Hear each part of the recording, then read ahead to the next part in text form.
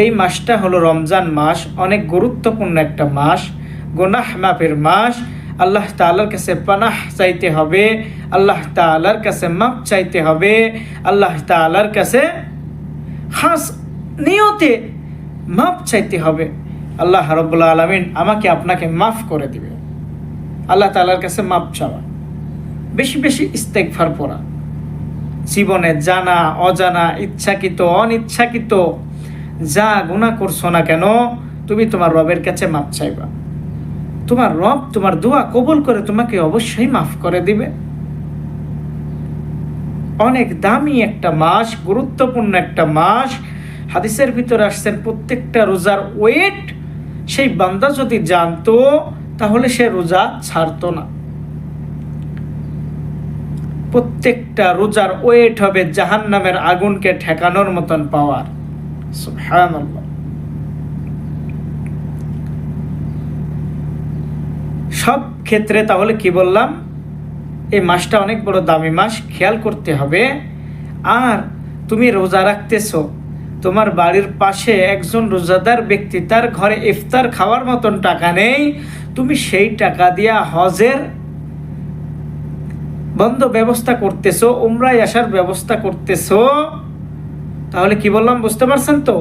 তোমার আমার বাড়ির আশেপাশে কিছু মানুষ আছে, এমনও মানুষ যারা ইফতারি ভালো করে করতে পারে না, সাহারি ভালো করে খাইতে পারে না, অভাবের কারণে, টাকা পয়সা না থাকার কারণে। তুমি তাদের খোঁজ না নিয়েই তুমি রোজা রেখে অবস্থায় তুমি ভালো মতন খাইতেছো, তুমি নিয়াত করতেছো উমরায় আসবা রমজানে, সাবধান হয়ে যাও। তোমাকে খবর নেওয়া উচিত ছিল সে ইফতার ভালো করে করতে পারছে কিনা, সাহরি ভালো করে খাইতে পারছে কিনা। তুমি এইগুলো না দেখেই তুমি কি করতেছো, উমরা আসার জন্য প্রস্তুতি গ্রহণ করতেছ। এই উমরা তোমার জন্য কাজে আসবে না যতক্ষণ না পর্যন্ত তুমি তার খবর না নিলা সেই বান্দা রোজা রাখছে, তার ঘরে খানা আছে কিনা, সে ইফতার করতে পারছে কিনা, সাহারি খেতে পারছে কিনা।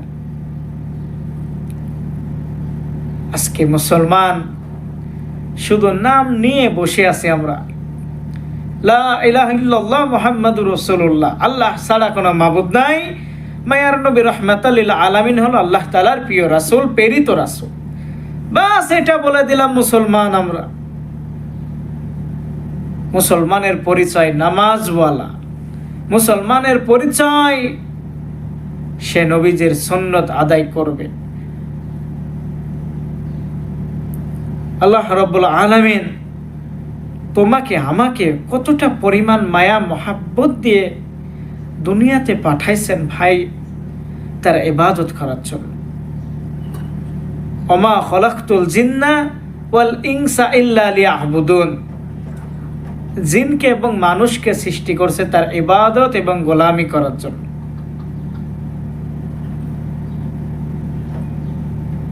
আল্লাহ তোমাকে আমাকে অনার্থক কাজে দুনিয়াতে আনে নাই।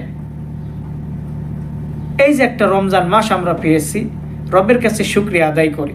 গুনাহ মাফের মাস, আল্লাহ তাআলা এই বরকতপূর্ণ মাসকে আমাদের পরিপূর্ণভাবে আমল করার তৌফিক আল্লাহ দান করুন। মুসলমান তুমি জানো না আল্লাহ রাব্বুল আলামিন তোমার জন্য এই মাসে কতটা পরিমাণ ফজিলত রাখছে। তুমি যদি জানতা তাহলে ইবাদত করা বন্ধ করে দিতা না। চলুন মূল আলোচনায় যাব। অনেক লম্বা কাহিনী বলছি, সরাসরি আমরা হাদিস থেকে মূল আলোচনায় যাব ইনশাআল্লাহ। আল্লাহ রাব্বুল আলামিন যদি আমাকে সেই তৌফিক দান করে শুনবো ইনশাআল্লাহ।